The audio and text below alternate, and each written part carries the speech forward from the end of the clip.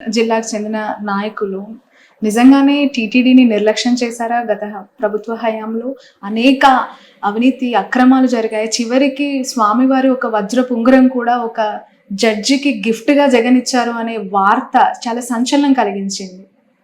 అలాంటి దుశ్చర్యకు ఎప్పుడు కూడా జగన్మోహన్ రెడ్డి గారు పాల్పడాడు. వారికి క్రిస్టియానిటీ మీద ఎంత ప్రేమ ఉందో అంతే ప్రేమ హిందూయిజం మీద కూడా ఉంది. హిందూయిజాన్ని గౌరవించేది కాదు, ఆయనకు భక్తి ఉంది. దేవాలయాలన్నీ కూడా సందర్శిస్తాడు, స్వాములందరినీ కూడా పీఠాధిపతులందరూ కూడా కలుస్తాడు. అదే కాకుండా మీరు చూశారు, సుందరీకరణ పేరుతో అనేక దేవాలయాలన్నీ నేలమట్టం చేస్తే విజయవాడ పట్టణంలో అవన్నీ కూడా పునర్నిర్మించిన ఘనత జగన్మోహన్ రెడ్డి గారు. ఓకే, ఎమ్మెల్సీగా బొత్సగా నిలబెట్టారు. ఎలా ఉంటుంది సార్? ఎంత ధీమాతో ఉన్నారు? ఎందుకంటే ఎలక్షన్స్ చాలా జరిగి కొన్ని రోజులు, ఇంకా 3 నెలలు కూడా కంప్లీట్ చేసుకోలేదు. అయినా మాకు సంఖ్యాబలం ఎక్కువ ఉంది కాబట్టి తప్పకుండా బోచా గారు మంచి మెజారిటీతో గెలుస్తారు. పక్క. ఎందుకంటే అక్కడ ఆల్మోస్ట్ మొన్న వచ్చిన రిజల్ట్ ఒకసారి అబ్జర్వ్ చేస్తే వైసీపీ చాలా గడ్డు పరిస్థితులు ఎదుర్కొంది. పర్వాలేదు, అయినా కూడా మాకు ఎంపీటీసీలు కానీ జెడ్పీటీసీలు కానీ కార్పొరేటర్లు కానీ సంఖ్యాబలం ఎక్కువ ఉంది కాబట్టి తప్పనిసరిగా మంచి మెజారిటీతో గెలుస్తారు. రైట్. వైసీపీ నుంచి కొంచెం పక్కన పెడితే సార్, మిమ్మల్ని ఒక క్వశ్చన్ అడుగుతాను పర్సనల్ గా. చాలా సీనియర్ లీడర్ గా మీ అబ్జర్వేషన్ ఏంటి? వస్తున్న నాయకులు చేరుతున్న పార్టీ జనసేనగా ఇప్పుడు మారిపోయింది, టీడీపీని ఆప్షన్ గా ఎంచుకోవట్లేదు అని చెప్పి కొంతమంది నాయకులు మాట్లాడుతూ ఉన్నారు. ఎందుకు జనసేన ఒక హ్యాపెనింగ్ పార్టీగా కనిపిస్తుంది అంటారు అలాంటి లీడర్స్ కి? ఆయన నాయకత్వం మీద అందరికీ కూడా గౌరవం ఉండొచ్చు. అదేవిధంగా చంద్రబాబు ఈ ప్రజా వ్యతిరేక కార్యక్రమాలన్నీ కూడా ఎక్కువ చేస్తూ ఉన్నాడు కాబట్టి ఆయన తెలుగుదేశం పార్టీలో చేరడానికి ఇష్టపడకపోవచ్చు. దానికి కారణాలు ఏవైనా కానీ వాళ్ళందరూ కూడా ప్రతిపక్షంలో ఉన్నట్లే. సార్, 2024 ఎన్నికలు కేవలం పవన్ కళ్యాణ్ యొక్క ఎఫెక్టివ్ వల్లనే ఈ రిజల్ట్ అంటారా? మీ అభిప్రాయం? 100%. దాంట్లో పవన్ కళ్యాణ్ వల్లనే 100%. అటు వైసీపీ ఓటమి, అటు కూటమి గెలుపు 100%. అంతలాగా పవన్ కళ్యాణ్ ఇన్ఫ్లుయెన్స్ చేశారంటారా AP politics? AP politics influence చేశాడా లేదా అనేది కాదు, వారికి సంబంధించిన సామాజిక వర్గం అంతా కూడా ఆయనకు గట్టిగా మద్దతు ఇచ్చింది.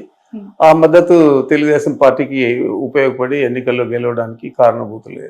ఓకే సార్, టీడీపీ పార్టీకి కమ్మ సామాజిక వర్గం బలం, జనసేన పార్టీకి కాపు సామాజిక వర్గం, మరి వైసీపీ పార్టీకి ఏ సామాజిక వర్గం? ఒకవేళ నిజంగానే అది నమ్మి ఉంటే ఈరోజు ఈ రిజల్ట్ వచ్చేదా అంటే?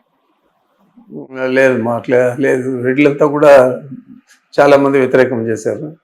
కారణాలు ఏవైనా కానీ రాబోయే రోజుల్లో మంచి ఫలితాలు వస్తాయని చెప్పి ఆశిస్తాను. రైట్. ఫైనల్లీ మొన్న రీసెంట్ గా తిరుమలని బండి సంజయ్, కేంద్ర మంత్రి, మీకు తెలిసి ఉంటుంది, తెలంగాణకు సంబంధించిన ఎంపీ. సో తను దర్శించుకున్నప్పుడు ఎర్రచందనం స్మగ్లర్ వీరప్పన్ వారసులు ప్రభుత్వం నుంచి పోవటం మంచి పరిణామమే, దీన్ని నేను స్వాగతిస్తున్నాను అంటూ మాట్లాడడం. అతనికి ఓనమాలు తెలియదు మా జిల్లా గురించి, మా ప్రాంతం గురించి. ఆడెవడో ఏదో ఎత్తిస్తే అది మాట్లాడాడు. ఇదే చంద్రబాబు నాయుడు వాళ్ళ శాసనసభ్యులే 2014లో పోటీ చేస్తే పీలేరులో కిరణ్ కుమార్ రెడ్డి తమ్ముడు కిషోర్ కుమార్ రెడ్డి ఈరోజు శాసనసభ్యుడిగా ఉన్నాడు తెలుగుదేశం పార్టీలో. అతని గురించి పబ్లిక్ మీటింగ్లో ఎర్రచందనం స్మగ్లర్ వీరప్పన్ అన్నాడు. మరి ఆ వీరప్పన్న ఇప్పుడు వాళ్ళ పార్టీలో శాసనసభ్యుడిగా చేసుకున్నాడు. మేము రెడ్ శాండిల్ స్మగ్లింగ్ అనేది ఎంకరేజ్ చేయలేదు. నేను ఫస్ట్ టైం శాసనసభ్యుడు అయినప్పుడు రాజశేఖర గారు ఉన్నప్పుడు దాదాపు 370 వెహికల్స్, కొత్త వెహికల్స్ ఫస్ట్ టైం కొనిచ్చాం. అంతవరకు పాత బండ్లు ఇండిపెండెన్స్ అప్పటి నుంచి ఉండేటివన్నీ ఉన్నాయి తప్ప కొత్తవి లేవు. కొనేదే కాకుండా 24 డిఎఫ్ఓలు అంటే ఫారెస్ట్ డివిజన్స్, ఆ డివిజనల్ ఫారెస్ట్ దీనికి 1+4 ఆర్మ్డ్ ఫోర్స్ ఇచ్చాము. ఆర్మ్డ్ ఫోర్స్ ఇచ్చి వాళ్లకు సెక్యూరిటీగా ఇచ్చి రెడ్ శాండిల్ స్మగ్లింగ్ అరికట్టేదానికి కృషి చేసాము. చేసేదే కాకుండా చాలా మంది మీద అప్పుడు పీడీ యాక్ట్ కూడా పెట్టాము. మరి అదంతా కూడా ప్రజలకందరికీ తెలుసు, మనం ఏ విధంగా పనిచేసామని తెలుసు. అంటే మీ పరిపాలన వీరప్పన్ లాగా ఉండింది అని తన అభిప్రాయపడ్డారు. అదే నేను చెప్తున్నా, అతనికి ఓనమాలు తెలియదు, జిల్లా గురించి తెలియదు, మా రాయలసీమ ప్రాంతం గురించి తెలియదు. ఎవడో ఏదో చెప్పిస్తే అది ఊతబలికి మాట్లాడాడు. మరి దురదృష్టకరం. రైట్ సార్, ఏ రాజకీయ నాయకుడైనా రాజకీయాల్లోకి వచ్చిన తర్వాత ప్రత్యర్థి అంటూ ఉంటారు. గెలుపు ఓటమి ఖచ్చితంగా అవి అనివార్యం. ఒకరికి గెలిస్తే మరొకరు ఓడిపోవటం అనేది అనివార్యం, ఇప్పుడు చూస్తున్నాం. కానీ మీకు చంద్రబాబు నాయుడుకి మీరు చదువుకునే దశ నుంచే గొడవలు ఉన్నాయి అని, ఏంటి సార్ అసలు ఎందుకు కొట్టాల్సి వచ్చింది? ఇప్పటి వరకు ఆ కొట్టిన ఇష్యూని ఇంకా కంటిన్యూ చేస్తున్నారు అనేది జగన్ గారు చేసిన కమెంట్. ఎందుకు కొట్టారు? అది నాకైతే గుర్తులేదు. అది ఇప్పుడు స్టూడెంట్ డేస్లో ఎమోషన్స్, సంతోషం, కోపం అన్నీ ఉంటాయి. బట్ అప్పటికి ఇప్పటికి పరిపక్వం చెందిన తర్వాత అలాంటి విషయాలన్నీ కూడా మనం మాట్లాడడం మంచిది కాదు. రైట్. చంద్రబాబు నాయుడు గారు మీరు క్లాస్మేట్సా సార్, లేదంటే సీనియర్ జూనియర్ కైండ్ ఆఫ్? ఆయన మాకు సీనియర్. 1 year సీనియరా? 2 years senior.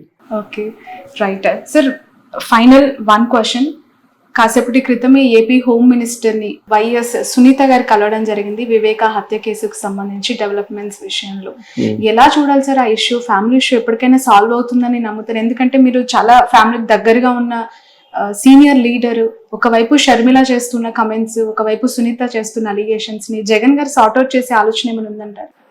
మరి ఆయన ఆలోచన నాకు తెలియదు, కానీ వీరిద్దరూ కూడా ఈ మొదటి నుంచి కూడా జగన్ గారిని టార్గెట్ చేసి ఈ కేసును పైకి తీసుకొస్తున్నారు తప్ప వేరే ఆలోచన లేదు.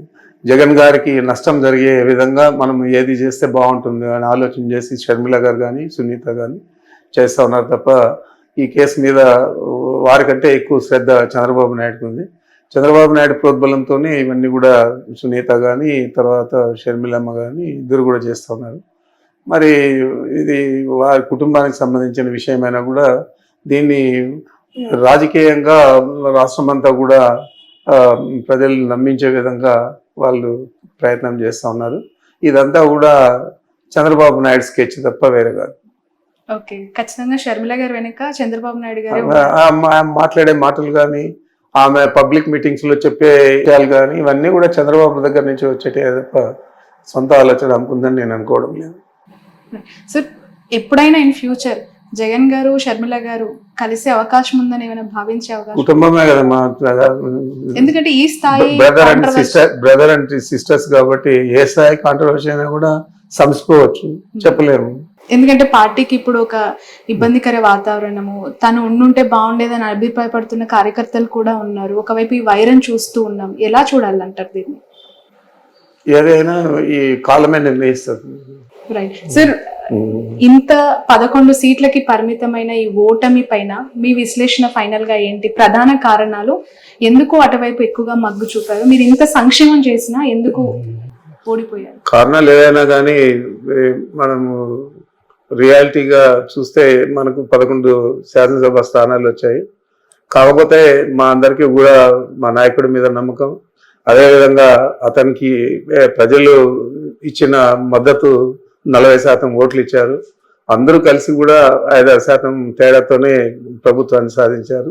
ఒకటే 40% సీట్లు తెచ్చుకున్నాడు. కాబట్టి ఈ ప్రభుత్వం చాలా అనతి కాలంలోనే, చాలా తక్కువ సమయంలోనే ఇంకా ఎక్కువ అన్పాపులర్ అవుతుంది. తప్పకుండా ప్రజలందరూ విశ్వాసం తప్పకుండా చూరగొని ఆయన ఇంతకంటే ఎక్కువ మెజారిటీతో మళ్ళీ తిరిగి ప్రభుత్వాన్ని ఏర్పాటు చేస్తాడని నమ్మకం నాకుంది. Thank you so much sir. Okay.